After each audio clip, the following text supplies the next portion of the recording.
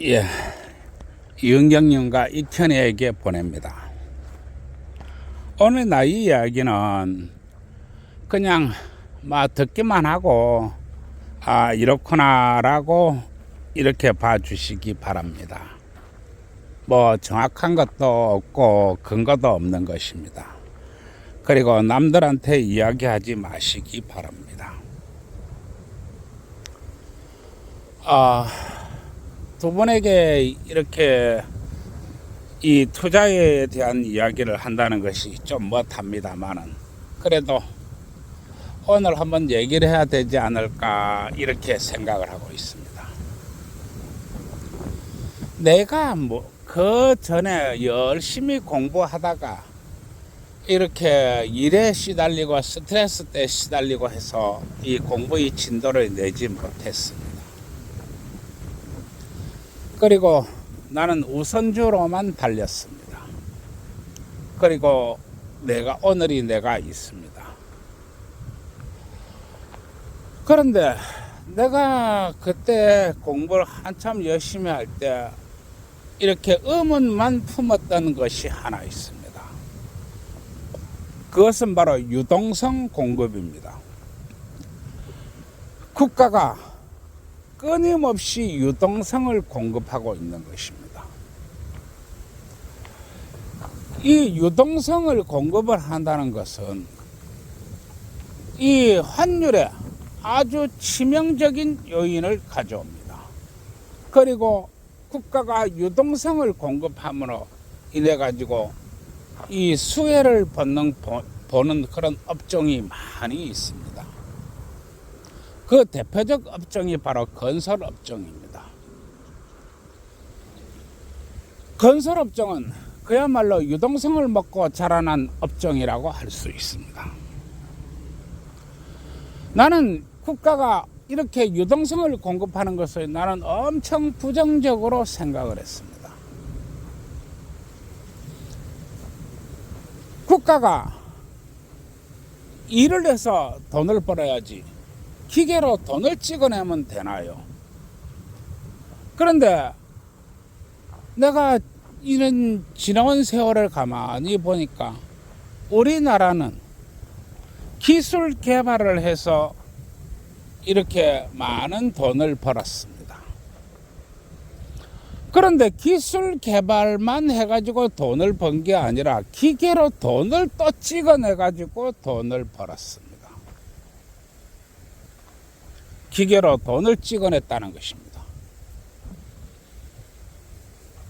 그러면 내가 생각할 때 나가 정상적으로 국가가 유동성을 공급하지 않고 기술을 개발해서 달러를 벌어와 가지고 이렇게 이 국가의 운영을 유지를 했더라면 지금 환율은 어느 정도가 되었을까?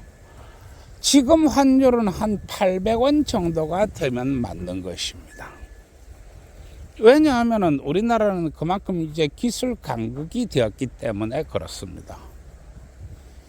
그런데 달러는 우리가 쎄빠지게 들어온 달러는 외국으로 그야말로 물밀처럼 빠져나갔습니다. 그리고 거기를 채운 것이 국가가 돈을 찍어냈다고 하는 것입니다. 이것이 유동성 공급입니다.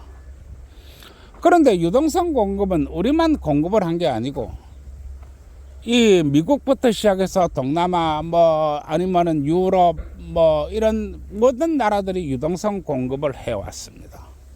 즉 그 나라들도 다 돈을 찍어내 가지고 이렇게 살림을 꾸려왔다고 하는 것입니다. 그런데 나는 이 유동성 공급을 기계로 돈을 찍어내는 행위를 마치 주식이 끊임없이 증자가 되는 행위로 나는 규정을 하고 아주 나쁘게 보았습니다. 즉 주식이 끊임없이 증자되는 행위다 이런 이야기입니다. 그러다 보니까 지금 환율이 지금 1,500원, 1,600원대를 향해 가고 있습니다. 그리고 사람들은 전부 아파트에 미쳐가지고 어마어마한 대출을 내서 아파트를 샀습니다. 대출. 뭐 1억은 네 집 개 이름이고 2억, 3억, 4억, 5억 원하는 만큼 대출을 내가지고 그렇게 아파트를 샀습니다. 아파트 값은 하늘 높은 줄 모르고 올라갔습니다. 이것은 주식시장이 끊임없이 증자가 되는 그런 행위라고 나는 본 것입니다. 그런데 이 와중에 국민연금이 있습니다. 이 국민연금이 우리나라 주식이 엄청난 부분을 싹쓸이 해가지고 있었다고 하는 것입니다. 그리고 우리나라 주식시장 최고점에 파는 놈은 누구냐? 바로 국민연금이 팝니다. 그런데 언론이나 기관이나 그 어떤 조사에서도 국민연금이 매매 내역은 드러나지 않습니다. 그리고 차트나 지표상에서 드러나는 최고점에서 판 놈은 누구냐? 바로 최대 주주입니다. 따라서 최대 주주의 매매 행위만 드러나지 국민연금이 매매 행위는 드러나지 않는 것입니다. 그러나 실제로 최고점에서 파는 것은 바로 국민연금입니다. 이 유동성 함정을 타고 국민연금이 지금 떼돈을 벌었습니다. 불과 한 6개월 전, 불과 1년 전 이때 국민연금은 오늘 망하니 내일 망하니 했습니다. 왜냐하면 그때 국민연금이 보유한 자산이 60조 정도였기 때문에 그렇습니다. 그런데 이 부청시 불장에 국민연금이 얼마를 벌었나 하면 210조를 벌었습니다. 210조입니다. 그래서 지금 국민연금이 망할 거다, 뭐 국민연금이 돈 안 줄 것이다 하는 얘기는 쑥 들어가 버렸습니다. 떼돈을 벌었기 때문에 그렇습니다. 지금 국민연금은 실로 엄청난 자산가가 되어 있습니다. 아마 내 생각에는 300조를 넘어서 400조까지 되지 않나 내일에 봅니다. 그리고 우리나라의 국민연금은 세계 최대의 이제 국부펀드가 되었습니다. 그런데 며칠 전에 국민연금이 이와 같이 내가 얼마를 벌었습니다. 즉 210조나 벌었습니다. 그리고 나는 매매할 생각이 없습니다. 즉 국민연금은 아직까지는 매매할 생각이 없습니다. 라고 자랑스럽게 이야기합니다. 이 이야기는 무슨 얘기냐? 나는 지금부터 매매를 할 겁니다. 즉 지금부터 가지고 있는 주식을 매도할 겁니다. 라는 이야기입니다. 국민연금이 그 많은 주식을 매도를 하려고 하면 안 그래도 지금 7천을 넘어가 있는데 이것이 8천, 9천은 가야 됩니다. 국민연금이 이 매도 물량을 누가 받아내느냐? 지금 외국인들이 받아내고 있습니다. 골드만삭스가 이번에 뭐 제천인가 어디가 하는 그런 도시에 입점을 했습니다. 이 국민연금이 이사를 간다고 하니까 골드만삭스가 냅다 들어왔습니다. 그런데 골드만삭스만 들어온 게 아니고 다른 나라의 기금들, 뭐 증권사들 전부 다 국민연금을 따라서 들어왔습니다. 이 얘기는 무슨 얘기냐? 국민연금이 이제 매도를 하니까 외국인 너가 사라 이런 이야기입니다. 그러면은 외국인들은 국민연금이 주식을 사가지고 얼마나 이득을 남겨야 되겠습니까? 못해도 30%에서 50%는 남가야지요. 자기들도 남아야지요. 그리고 국민연금이 가지고 있는 210조나 되는 엄청난 물량을 누가 받습니까? 그렇게 받을 수 있습니까? 그리고 받는다고 하면은 그 어마어마한 물량의 충격을 누가 흡수한단 말입니까? 그걸 개미가 흡수해요? 불가능합니다. 흡수할 수가 없습니다. 따라서 그러한 자금들은 외국인들이 받아가지고 또 자기들끼리 쪼매쪼매 나눕니다. 그 얘기는 국민연금이 외국인한테 물량을 떠넘기고 있는 것입니다. 그리고 그 뒤에는 국가가 그동안 수십 년간 퍼부은 어마어마한 유동성이 있습니다. 이 유동성에 의지해 가지고 외국인들이 차익을 남기는 것입니다. 나는 그렇게 생각하고 있습니다. 그래서 아마 나는 국민연금이 6,500선에서 매도를 시작했지 않나, 네, 이렇게 봅니다. 그리고 아마 좀 있으면 거의 다 매도가 완료될 것입니다. 그리고 이 국가의 묵인과 국민연금이 묵인하에서 지수가 이렇게 오르고 있는 것입니다. 이게 지금 불장이 온 이유입니다. 따라서 지금 불장은 그동안 국가가 수없이 깔아놓은 유동성 함정을 타고 오르는 것입니다. 즉 기계로 돈을 찍어낸 대가로 오르고 있다 하는 이야기입니다. 그런데 이 불과 며칠 전에 이 한은 총재가 물러나고 새로운 한은 총재가 들어섰습니다. 그런데 한은 부총재가 뭐라고 하느냐 하면 한은 총재가 아니고 한은 부총재입니다. 이 한은 부총재는 우리나라의 통화를 이렇게 좌우하는 6명의 위원 중에 하나입니다. 이 6명의 위원 중에 하나인 한은 부총재가 이제 우리도 금리를 인상할 겁니다 라고 이야기를 합니다. 즉 우리도 금리를 인상해야 되지 않겠습니까 하고 이렇게 운을 뗀 겁니다. 한은 부총재, 새로 바뀐 한은 부총재가 금리를 인상을 해야 되겠습니다 라고 노골적으로 대놓고 이야기를 합니다. 그러면은 요게 언제느냐, 요 시기가 아마 하반기가 될 것입니다.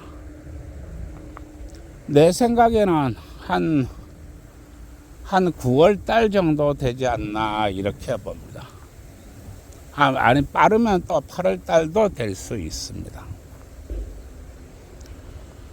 그러면은 그때까지는 지수가 무섭게 오른다고 하는 것입니다. 왜냐하면 외국인들이 국민연금이 주식을 받아서 차익을 남기고 매도할 시간을 줘야 되기 때문에 그렇습니다.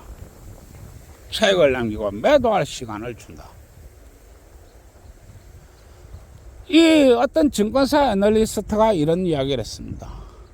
지금 우리나라의 주식이 삼성전자와 하이닉스를 이렇게 두 가지 양대축으로 해서 오르고 있다 라고 이야기를 합니다. 그런데 삼성전자와 하이닉스를 빼고 나면은 우리나라의 실제 이 주식이 어느 정도가 적정한가라고 하는 물음에 우리나라는 4,100 정도가 정정이다 라고 이야기합니다. 나도 그 말에 전적으로 동감을 합니다. 그러면 금리가 이제 새로 바뀐 총재는 자신이 입맛에 맞도록 금리를 조정할 것입니다. 왜냐하면 총재가 바뀌었기 때문에 그렇습니다. 그리고 부총재가 대놓고 금리를 인상하겠습니다 라고 하는데 그거는 앞으로 폭락이 온다는 이야기입니다.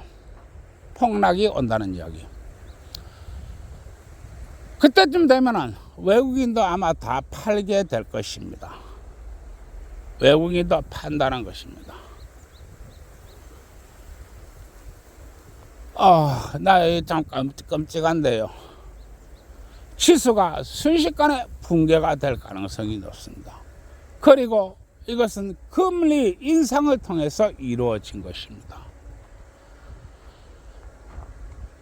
그런데 지금 나는 내 밑에 있는 세입자가 3명이 있는데 70대 노인도 주식을 합니다. 주위에서 주식 안 한 사람은 바보가 취급을 받는 게 지금 세상입니다. 어떻게 되겠습니까?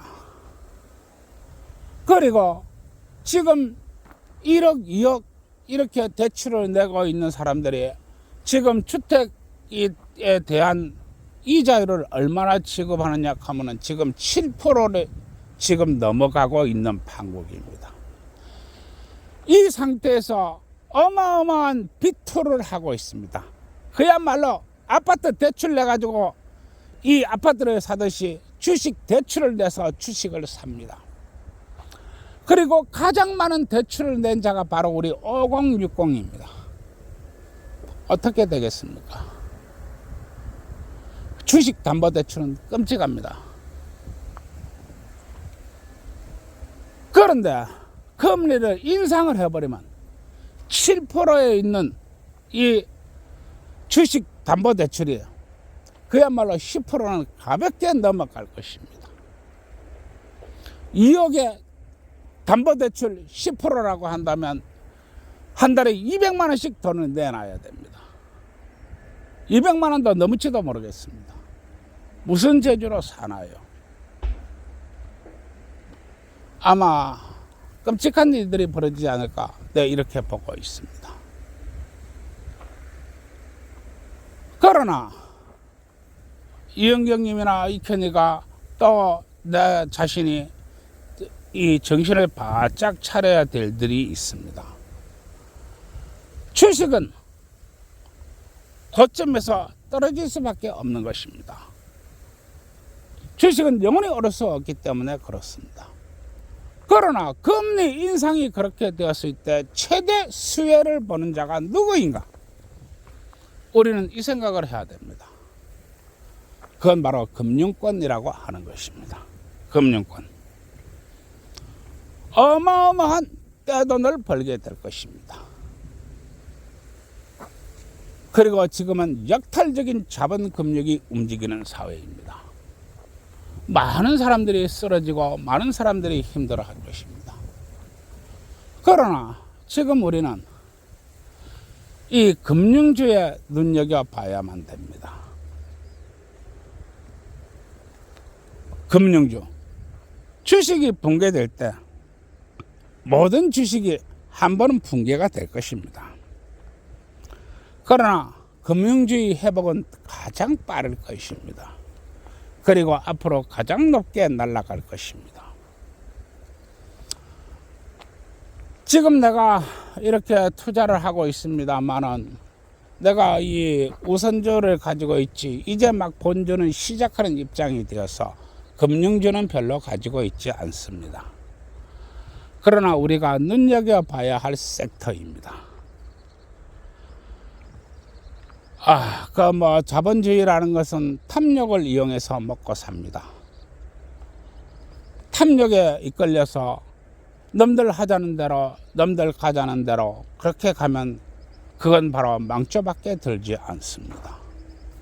따라서 영경님과 이현이는 계획을 세우고 체계적으로 밀어붙이시기 바랍니다. 그리고 지금 앞으로 우리가 가지고 있는 코인 시장은 나빠지지 않습니다. 코인 시장에서도 이제 거의 가세가 확정적으로 굳었습니다. 아마 가세가 내년이 넘어가면 그 다음 해에 바로 가세가 될 것 같습니다. 겁먹지 마시고요. 돈을 벌었으면 세금을 내야지요. 그 세금 무서워서 투자 못하나요? 세금을 받으려면 코인을 올려야지요. 올려주고 세금 내놔라 해야지. 떨어지면 세금이 없습니다. 왜냐하면 떨어지면 세금을 못 받기 때문에 그렇습니다. 세금이 좌우지한 25%나 됩니다. 얼마나 오를지 모릅니다. 왜냐하면 올려줘야 세금을 받기 때문에 그렇습니다.